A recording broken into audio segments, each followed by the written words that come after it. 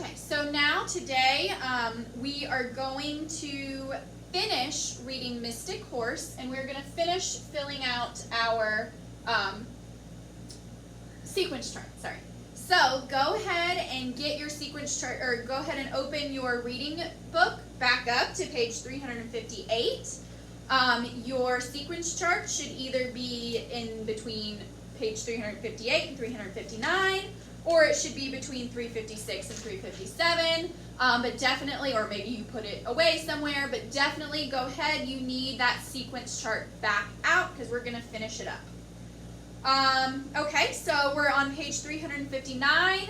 We can use our sequence chart to kind of summarize what's happened so far. If you forgot from yesterday, we know this story is about the Pawnee Indians. There was a boy and his old grandmother who were very poor and had to look for scraps of food and clothing. And then all of a sudden, the boy finds a sick horse and decides to make it well. Then he goes and tries to join the rest of the boys who were protecting the village, and they laugh at him and send him away, but then the horse speaks to the boy, and he gives him instructions for battle that are working. And right now we're kind of in the midst of that battle. We're in the middle of that battle, and we're going to find out what happens next. Okay, so we're on page 359. Before I even read, I can tell by this picture that it doesn't look good. So if you made a prediction yesterday that the boy won and everybody cheered, I don't know. Let's keep reading. It seems more like something bad might have happened. Let's read to find out exactly what it was. The men watched the boy with amazement. Now they too felt brave enough to follow his example, and they drove the enemy in full retreat from the village. It was like chasing buffalo. So full retreat means that the enemies left. They were scared, whatever, they left. So let's think about the boy's action and the effect that the boy's actions had. So the boy listened to the horse. He covered his horse in mud. He rode in 4 times and hit the leader with a stick. That was the cause. The effect was that the men, the rest of the Pawnee men, felt brave, and they were encouraged to follow the boy's lead, and they rode towards the enemy. And then the final effect was that they were able to drive the enemy away. The boy was eager to join the chase.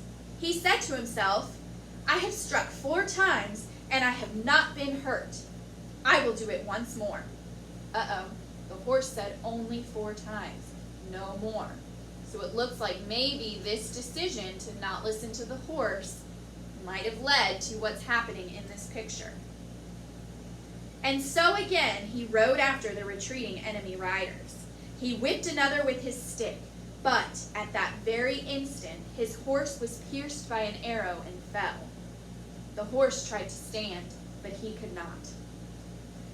So let's think about this boy's character traits. We know that he felt that he was brave, and he had courage, and he believed in himself and in his horse, and that's what led him to try to ride out to this battle in the first place.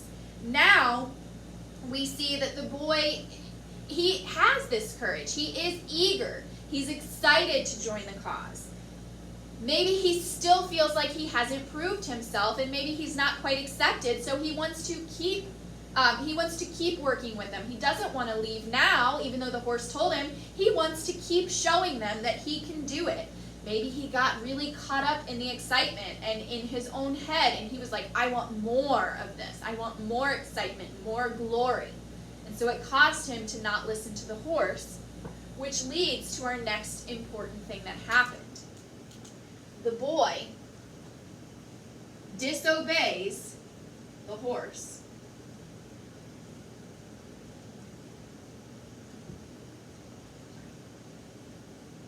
The boy disobeys the horse, and the horse is hit by an arrow. So now we learn this horse knew what he was talking about, and the boy should have listened. Let's go ahead and turn the page and keep reading. This is kind of a sad story. Hopefully it has a happy ending. When the enemy had fled, the men returned and gathered around the boy. His horse was dead.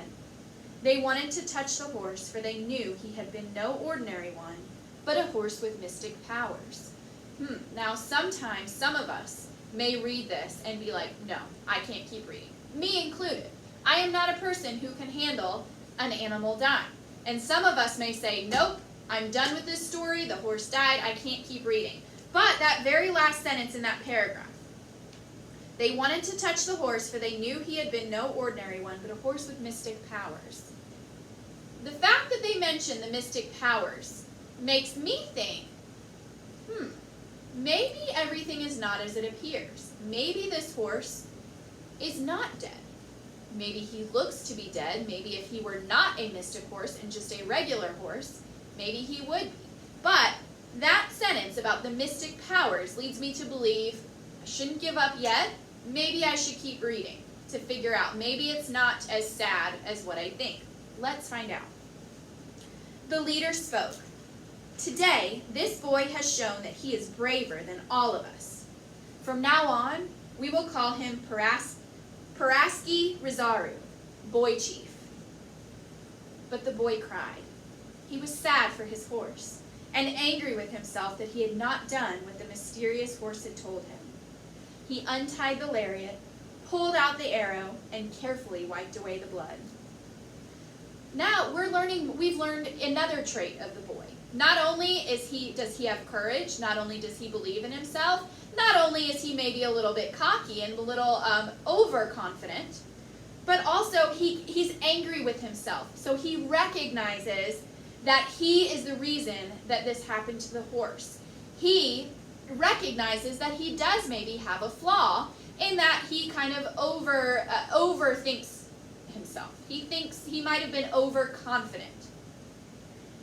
So he understands that his actions and his decisions do affect the things that happen around him.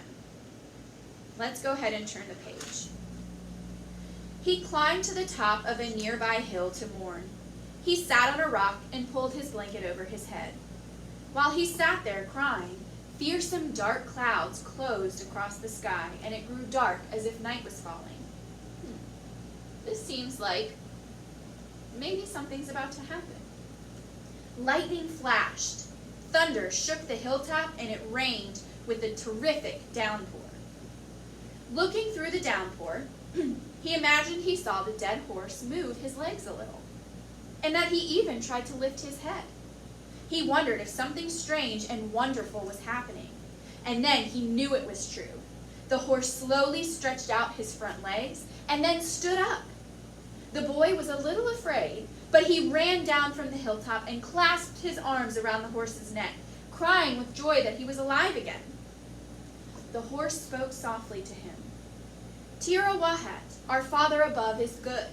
He has forgiven you. He has let me come back to you. Who do you think Tirawahat is?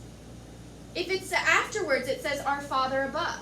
So that must mean that Tirawahat is their God, or maybe their version of our God, the Pawnee version of our God, or maybe they're polytheistic, which means they have multiple gods. Maybe that's one of them. When it says, I'm not sure because I don't know this information about the Pawnee, but the fact that it says our Father above makes me think that maybe this is their one God, or at least the main God that they have. The storm passed, the rain stopped. All was still and fresh, and the sun shone brilliantly on his beautiful living horse. Now take me up into the hills far away from people, the horse told him. Leave me there for 4 days, and then come for me. Okay, so now what we just read was definitely the next important piece of information. The horse had died, but now the boy mourned. Remember, mourned means to show sadness. So the boy mourned for the horse.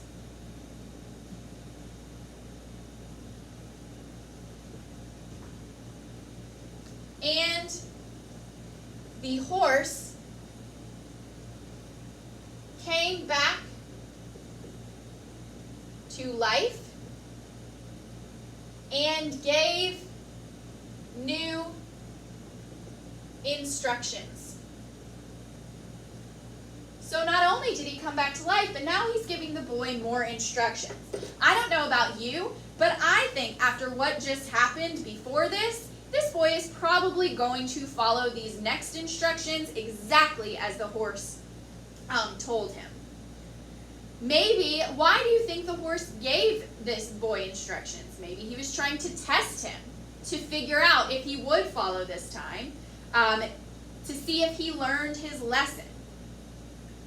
Okay, let's turn the page. I don't know about you, but I infer that he did learn his lesson. He was just how sad he got over the death of the horse leads me to believe that he doesn't want anything like that to happen again, so he's going to make sure to follow instructions this time. Okay, go ahead and turn the page and let's read together. When the 4 days had passed, Boy Chief left the village and climbed into the Pine Tree Hills. So it sounds like he did. He did not wait any less time. He did not get overexcited and wait less than 4 days. He did not get lazy or just decide maybe this isn't true. He still believed, and so he didn't wait longer than 4 days. A horse neighed, and the mysterious horse appeared, followed by a herd of spirited horses. They surrounded Boy Chief, snorting and stamping excitedly. Horses of every color, beautiful bays, chestnuts, and shiny blacks, whites, grays, and paints. Mounted on his mysterious horse, Boy Chief drove the horses round and round the village. He stopped in front of his grandmother's shelter. So we know now that he did follow the instructions that the horse gave, and because he followed these instructions, good things happened. He was rewarded not just with Mystic Horse coming back, but with a whole herd of horses. Let's find out what happens next. Is he going to keep them for himself, or do you think he's going to spread this gift throughout the village? Grandmother, he said, now you will always have horses. You need never walk again. Choose the ones you want and give the rest to those who need them. And so it was done. So it does sound like he didn't decide to keep this all to himself, even though the villagers had been mean or just didn't ignore them completely up to this point. He still decided to help them out by offering them the horses that he and his grandmother did not need to survive. After that, the boy and his grandmother rode whenever they moved camp. They lived in a teepee and were not poor anymore. And just as his grandmother had looked after him when he was young, so he too always took good care of her for all of the years. Okay, so now we can fill out the last bit of our sequence chart. We know that when the boy followed the instructions, let's change that. So, the boy followed the horse's instructions, and he was rewarded with a herd of horses, which, what did I want to say? He used to help others. So maybe what that says is maybe there were other people like he and his grandmother. Maybe there were other people like him and his grandmother. They weren't the only ones who were poor and had to live on the outskirts of the village and just live with the scraps because they had no horse. There might have been other people like him too who now had a horse, so they were able to join in the hunts and they were able to get their own food and their own clothing and pieces for their teepees. He also probably helped the village by just giving some of the horses to be put in that big group that the boys watched. So let's think about, I like that story. Let's think about the author's purpose in that story. Was it written to entertain? Was it written to inform? Or was it written to persuade? I think we could make a case for it was written for any of those three. It's definitely written to entertain. It's a story which tells us, which makes us want to keep reading. There weren't necessarily all true facts, which also leads us to the purpose that it was written to entertain.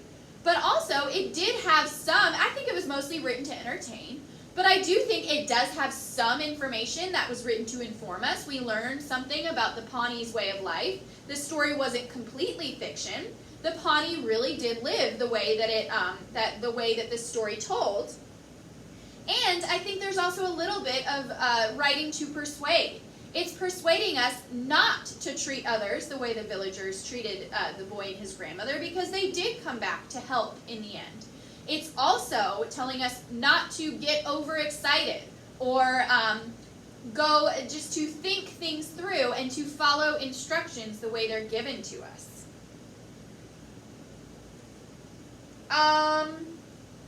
Let's see. Yes. Okay. So go ahead, turn the page. Let's read a little about the author. Meet Paul Goebel. Paul Goebel first became interested in Native Americans when he was a boy growing up in England. He thought their beliefs, art, and tales were wonderful. When Paul grew up, he moved to the western United States to live and learn among the Native Americans. Paul began to write and illustrate books that retold traditional tales. Before writing each book, he carefully researches Native American customs and clothing. He also likes his books to show how people and nature are connected. So we can tell by meeting this author that he purposely made sure to include a lot of information about how the Pawnee lived, and we can trust that it is correct because it does say that he carefully researches their customs and clothing. We can also probably look at the pictures to see how these Pawnee actually lived and what they wore. Because if he researches them, then he's probably going to use that research to make sure that his pictures and his information are accurate. Okay, that's all for today. What I would like you to do is look at the questions on page 367, and I would like you to choose 2 of those questions and answer them in your notebook. So underneath the, let's see, you wrote your inference yesterday for what you thought was going to happen based on the beginning, on just the title. So underneath that, I want you to choose 2 of these questions on page 367 and answer them in your notebook. This will stay there until later on. I'll tell you what to do with it later, but for now, just make sure to answer them in your notebook. Make sure you have today's date and all of that information. So again, choose 2 questions on page 367 and write your answer. You cannot do the summarize question because we've already done that together. So 1, 2, 3, 4, and 5, pick 2 of those and answer those questions in your notebook. Okay, that's it for today.